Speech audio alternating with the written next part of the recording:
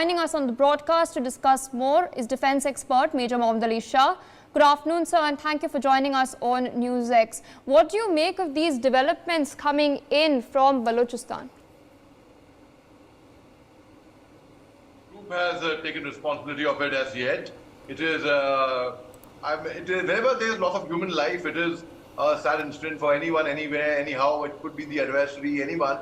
But the very fact is now, this is not new. Again, if I take you back to 2020 in Pakistan, again, there were attacks in fact, in July 2021, a bus which was carrying engineers in northwestern Pakistan that was bombed, and 13 people, including 9 Chinese workers, had died.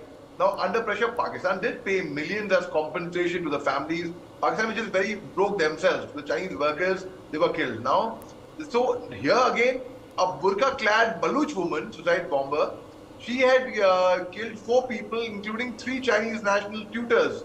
This was an attack in a minibus carrying staff from China-built Confucius Institute in Karachi University. This happened in May last year. So that is when in May last year, burqa-clad woman, suicide bomber, had done this attack. So no group has taken this attack. It seems like a targeted attack on the Chinese personnel people in Pakistan. So most certainly, in fact, the Baluch Liberation Army, the BLA, had claimed responsibility for the attack last year when it happened. Then that was the first major attack last year among all the national that was from the all-weather friend, that's China. Now, when the group takes responsibility of the attack on the Fakir colony, which you rightly brought out over here right now, at Gwadar, so it is something which Chinese, sometime back, they had closed one consulate from the embassy, and they said, "Piche mode, tez chal, daud ke chal." They had gone off from Pakistan. They closed it. So now that means Pakistan doesn't really have any all-weather friends. They have fair-weather friends, and whatever friendship they have with China is certainly, I feel, is going to be affected. It may see. The Chinese also would know that it is the militants inside Pakistan who are doing it, but the very fact is the whole country is of militants. That is what happens when you actually follow snakes in your backyard, when you keep snakes. Hillary Clinton had said this in 2013 itself, that if you keep snakes in your backyard thinking that they will come and bite the neighbor, they will turn around and bite you. So you have to be very, very careful. So Pakistan, in fact, the minister has said in the parliament, क्या जरूरत थी हमको यहाँ पे मुजाहिदीन पैदा करने की? आज की तारीख में वो हमारे लिए ही सरदर्द बन गए हैं. This is what he had said in Urdu. I'm quoting the exact words. So Pakistan, which has always given promoted terrorism, who are specialists, who are experts in IT. In fact, not the information technology, but the international terrorism. So such a thing, jaisi karni, waisi bharni. So you sow, so shall you reap. Same thing. Now it's coming back to bite them. It's going to be tough on them. Whoever is their so-called friends, so to say, are going to turn around and run away from Pakistan. Ultimately, Pakistan might just fragment into further pieces, further states. I see that coming for them. Troubled waters again ahead for a country like Pakistan. Indeed, sir, very aptly put, as you've quoted Hillary Clinton. This is something that we also sort of reiterate, whether snakes are biting Pakistan once again, considering they have helped foster them. But this is not the first time that an attack has taken place against Chinese nationals in Pakistan. It has taken place earlier last year in April 2022, where a van exploded outside University of Karachi's Confucius Institute. Another attack took place in September 2022, where a Chinese national was shot dead and 2 injured in Karachi after a gunman opened fire inside a dental clinic.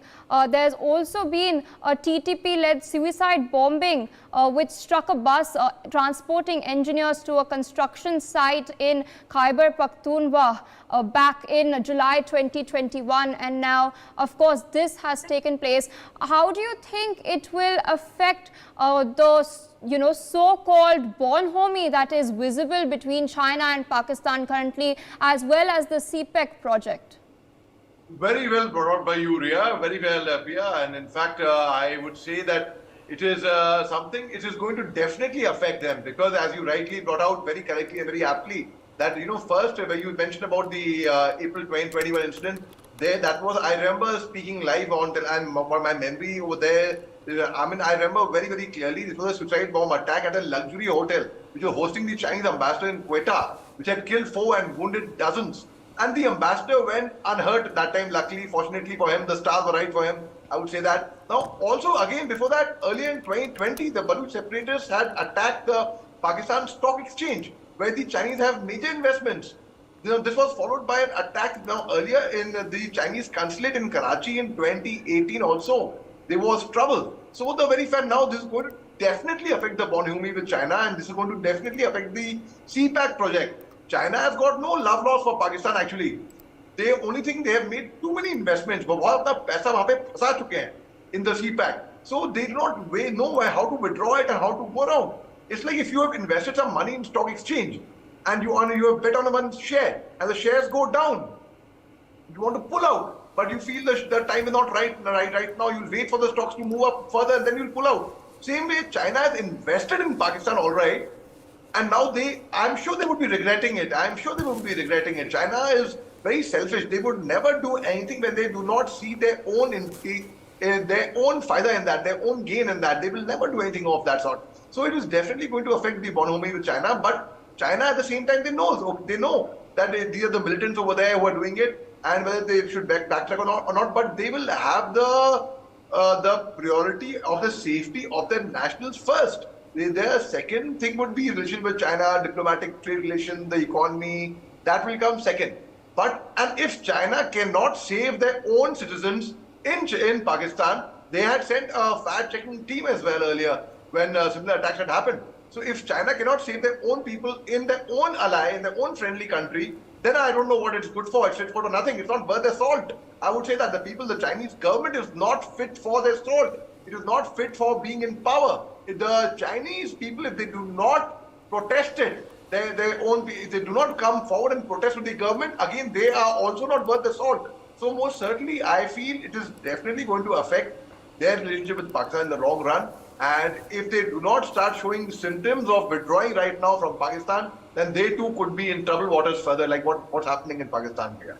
All right. With that, I would like to thank you for joining us on the broadcast and presenting your perspectives.